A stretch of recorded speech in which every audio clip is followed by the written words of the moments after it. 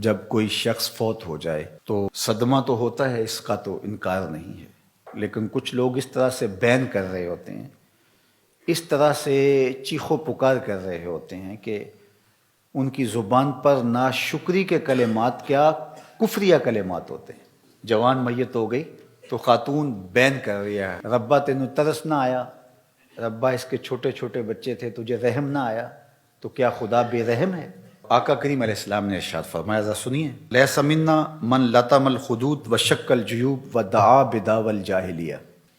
یا لیس منا من ضرب الخدود وشق الجیوب ودعا بدعوی الجاہلیہ، مختلف کلمات سے یہ حدیث ہے۔ جس نے منہ پر تماچے مارے، گریبان پھاڑا اور جاہلوں جیسی باتیں کی، فرمایا ہمارے ساتھ اس کا کوئی تعلق نہیں ہے۔ صدمہ تو ہوتا ہے، لیکن صدمے میں یوں بے قابو ہو جانا کہ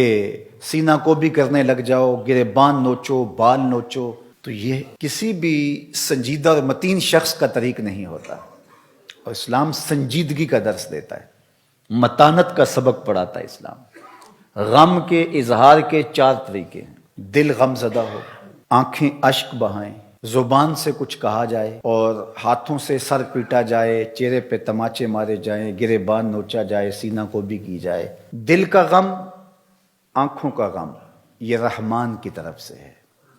زبان کا غم اور ہاتھوں کا غم یہ شیطان کی طرف سے ہے۔ تو دل غم زدہ ہو، آنکھیں اشک بہائیں، شریعت منع نہیں کرتی۔ حضور علیہ السلام کے فرزند حضرت ابراہیم کا جب انتقال ہوا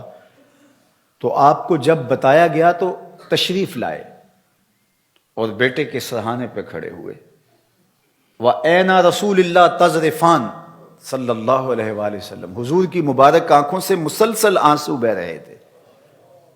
اور آقا کریم علیہ السلام نے ارشاد فرمایا، ابراہیم دل غم زدہ ہے، آنکھیں رو رہی ہیں، لیکن زبان سے وہی کہوں گا جس سے میرا رب راضی ہوگا۔ تو دل کا غم، آنکھوں کا غم یہ رحمان کی طرف سے ہے، زبان سے واہ ویلا، شور و غل، اور ہاتھوں سے کام لینا اور تماچے مارنا، گریبان نوچنا، بال نوچنا، یہ شیطان کی طرف سے۔ حضرت ابو موسیٰ رضی اللہ تعالی عنہ جب بیمار ہوئے تو آخری لمحات تھے ان کے، تو ان کی زوجہ محترمہ ان کو سنبھالے ہوئے تھی، حتیٰ کہ حضرت ابو موسیٰ کا سر ان کی بیوی کی آغوش میں تھا، گود میں تھا۔ تو جب شوہر ہاتھوں سے نکلتا جا رہا تھا اور نبض کمزور پڑنے لگی، تو حضرت ابو موسیٰ کی بیوی نے چیخ ماری، تو حضرت ابو موسیٰ نے اس حالت میں ہی اپنی بیوی کی طرف غور سے دیکھا اور کہا، تو نے وہ سنا نہیں جو میرے حضور نے فرمایا تھا؟ تو وہ فوراً خاموش ہو گئی اور بالکل ان کی وہ کیفیت جو تھی وہ سنبھل گئی۔ تو ہمارے دین نے ہمیں تلقین کی کہ جب صدمہ آئے، جب تکلیف آئے، جب اذیت پہنچے تو متانت کے ساتھ اس وقت بھی رہا جائے۔ دل غم زدہ ہو،